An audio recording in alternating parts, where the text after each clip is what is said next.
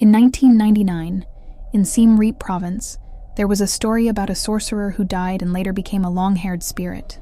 In one village, there lived an elderly woman named Yaida.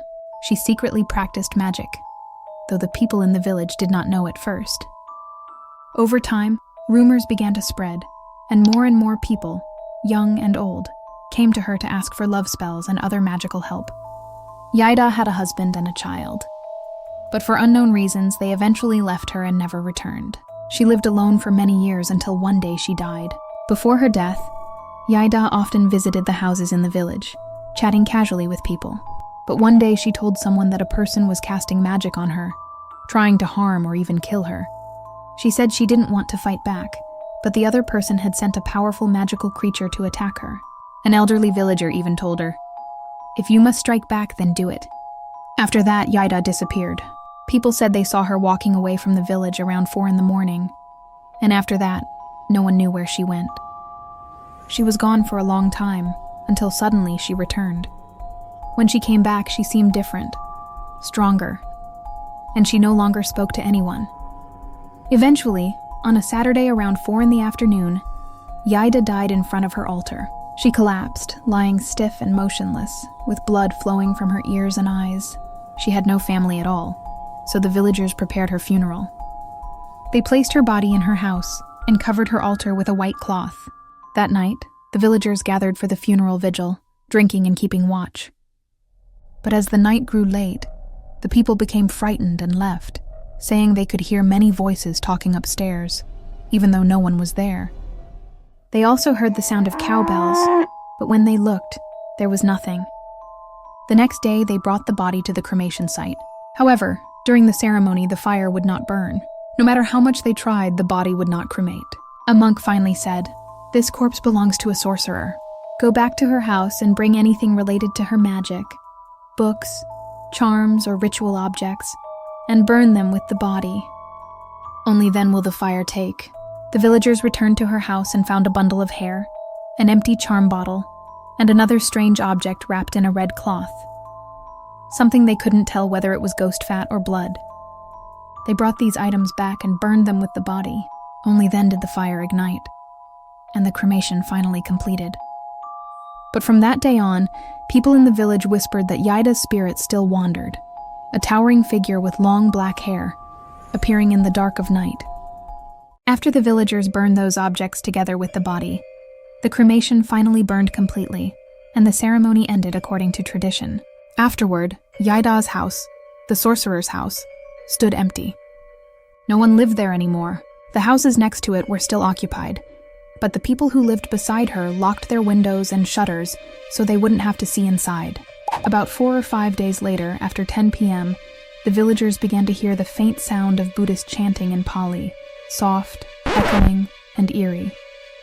People grew afraid, especially the neighbor whose house was right next to the haunted house. He said, "If I see Yaida's ghost again, I will move away. She is already dead. Why does she still sit at her altar at night with candles burning? Maybe her spirit has returned to live here again." Another neighbor added, "Yaida's ghost keeps haunting us. I've even had to bring Buddha statues into my house for protection." On the first night, at midnight, Yaida's ghost came and knocked on his door 2 or 3 times. He didn't open it. Finally, he spoke out loud. "Grandmother, why have you come to visit me? If you are still here, please help protect the people in this village." After that, the knocking stopped. The next morning, when he went to the kitchen stove, he saw Yaida sitting there, her long hair hanging down over her shoulders. The ghost said, "I haven't been reborn yet." He tried to stay calm and told himself it was nothing. Maybe she only came to visit. But on the 3rd night, he again heard a voice by the kitchen stove. Yaida's ghost called out, "Do you have any food? Give me a little, I'm hungry." He stayed silent and did not answer. Then he heard footsteps, and someone sliding a window open, followed by the sound of a person walking outside. But the ghost never entered the house. He also heard the sound of someone eating rice. Terrified, he shouted, "If you've eaten already, please close my door." The noises stopped. Afraid that the ghost might enter the house where his small children were, he placed Buddha statues inside for protection. People in the village began saying that Yaida's ghost was haunting the area every night. Finally, one brave man decided to test his courage. One night, he went and tied his hammock under Yaida's house and waited there to sleep. He went to lie down and sleep, and after 4 or 5 hours of resting peacefully, he suddenly ran out without looking back. The pain became so severe that his hair began to fall out. Eventually, they called a monk to come and chant and bless the area. The monk said that no matter what, they are who they are.